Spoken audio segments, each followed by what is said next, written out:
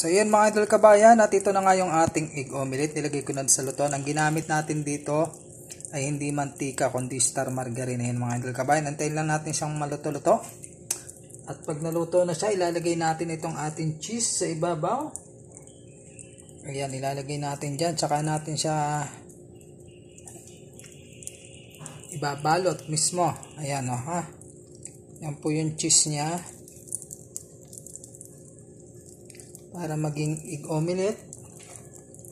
Ayan, pwede na po natin siyang unti-unting ibalot. Ayan, para mabuo siya. Kung mabubuo siya, ayan o. Basta importante yung cheese niya sa gitna. Ayan. So, yan na siya mga idol kabayan. Napakasarap nito. Yan ang aking egg omelette ala Papa Dot. O, yan o. Medyo spicy pa talaga siya dahil may ceiling green. So, ready to serve na to mga idol kabayan. Narat na, let's go!